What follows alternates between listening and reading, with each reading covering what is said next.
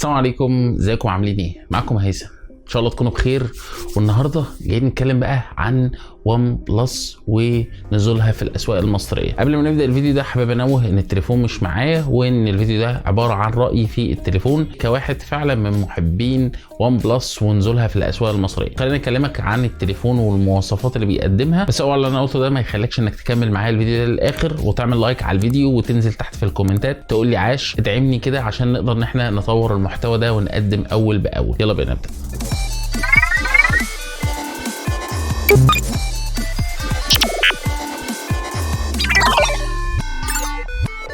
بصوا، اكيد كتير جدا نسمع عن ون بلس من مجموعه شركات البي بي كي. فعشان تبقى عارف كده ان شركه ون بلس دي واحده من الشركات اللي بنقول عليها كده قاتله للفلاج شيب لاي تليفون بينزل في اي شركه. حقيقي هي شركه على مستوى رفيع كده من التليفونات بتاعتها، ومش اي حد بيروح لتليفونات الون بلس. فاعتقد ان الزبون بتاع الفاترينا او اللي بينزل على المحلات على طول عارف التليفونات اللي هو بياخدها مش هيختار ون بلس. بس خليني اقول لك خلاص ان اخيرا ون بلس هتنزل من خلال وكيلها اللي هو سبيد تك، هتنزل خلاص في الاسواق المصريه. واول نسخه معانا نازله في الاسواق المحليه وفي السوق المصري بالاخص هي نسخه الون بلس نورد N10 5G. التليفون ده كان تم طرحه في الاسواق الخارجيه وكان من فتره كبيره جدا، وخلاص التليفون ده هينزل هنا مصر من خلال الوكيل بتاعه. ولكن خلينا اقول لك ان التليفون ده من الفئه المتوسطه. هل هيقدر ينافس التليفونات اللي نازله في رينج الفئه دي، خصوصا ان السعر بتاعه تقريبا في رينج ال 5000 جنيه وسعره عالي جدا مقارنه بالامكانيات اللي هو بيقدمها؟ تعالوا نتعرف مع بعض في الفيديو ده على المواصفات اللي بيقدمها الون بلس نورد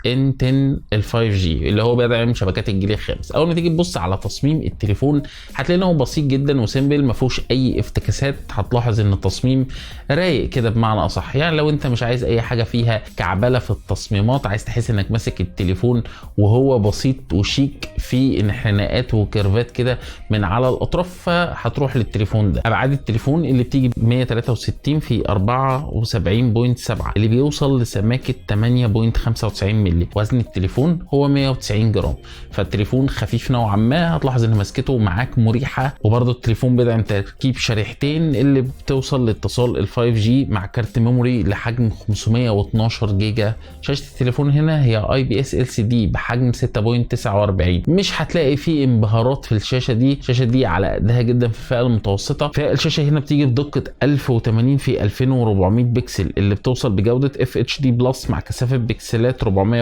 بكسل في كل بوصه. ابعاد عرض التليفون من 20 ل 9، ومعدل التحديث بتاع الشاشه 90 هرتز. وخلينا متفقين ان ون بلس واحده من الشركات اللي نزلت التردد بتاع شاشات ال 90 هرتز دي من اول الناس اللي نزلتها، وهي متفوقه جدا فيها. فانت هتلاقي سلاسه في الاستخدام، وده بسبب السوفت وير اللي موجود في الون بلس سلس جدا. خلينا نتكلم عن معالج التليفون. والتليفون ده بيجي بمعالج سناب دراجون 690 ثماني نواه، والمعالج ده بيجي بدقه تصنيع 8 نانو. اعتقد ان المعالج ده مقارب في الاداء بالنسبه لل 720G. مش هتلاقي فرق شاسع، خصوصا وجود المعالج في الهاتف ده مع السوفت وير بتاع الون بلس. اعتقد انه هيديك تجربه ممتازه جدا، وهتلاحظ ان الدنيا سلسه جدا في التنقل ما بين التطبيقات وسلاسه الاستخدام. هنلاقي ان تصميم التليفون من الخلف بالنسبه للكاميرات هو تصميم بسيط جدا، ما فيهوش اي نوع من الابهارات.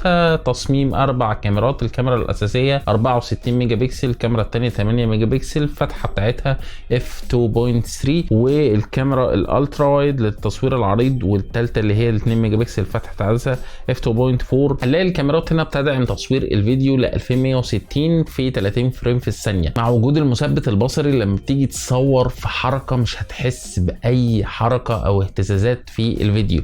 هتلاحظ ان الحركه سموث جدا، واعتقد ان دي حاجه مميزه جدا في الكاميرا. معالجه الصور او السوفت وير اللي موجود في الون بلس كل الصور ممتازه جدا بالنسبه للمعالجه بتاعتها، وده بخصوص ان السوفت وير بتاع الون بلس في معالجه الصور ليه عامل كبير جدا في الموضوع ده. طبعا بطاريه التليفون هنا بتيجي ب 4300 ملي امبير اللي بيجي معاه شحن سريع 30 واط في العلبه. رايي في التليفون ده حقيقي هو لو انت بتدور على تليفون في رينج ال 5000 جنيه، فاعتقد ان شاومي المي 11 لايت بيقدم مميزات افضل منه، لان الشاشه امولود، والشاشه هنا مش في التليفون ده امولود. ولكن التليفون ده هيروحوا له الفان بوي بتاع الوان بلس، محبين الوان بلس بشكل عام، لان تسعير التليفون ده 5000 جنيه على الامكانيات اللي بيقدمها غاليه ومش منافس في الفئه المتوسطه دي. ولكن دي بدايه حلوه لنزول وان بلس، خصوصا ان احنا اصلا ما كناش بنعرف نجيب تليفونات وان بلس، والناس كانت اللي بتعوز تليفونات وان بلس كانت بتجيب التليفونات دي من الخارج، واعتقد ان كانت بتدفع عليها جمارك وبتوصل لاسعار اعلى من كده. بدايه موفقه لوان بلس في نزولها في الاسواق المصريه، ومنتظرين منها ان هي تنزل تنافس في الفئه دي، خصوصا فئه المتوسطه. اعتقد انها تنافس بشكل كبير جدا قدام. بس كده ده كان رايي عن التليفون والتسعير اللي نزل بيه ومواصفات الهاتف. اتمنى الفيديو ده يكون عجبكم. لو عجبك الفيديو متنساش تعمل لايك وسبسكرايب واشتراك في القناه، طبعا فعل الجرس عشان يوصلك اشعارات كل فيديو جديد، واكتب لنا رايك تحت في الكومنتات. ايه رايك في الهاتف ده؟ ويا ترى انت لو من محبين وان بلس تجيب الهاتف ده ولا لا؟ اشوفكم باذن الله في فيديو جديد. سلام.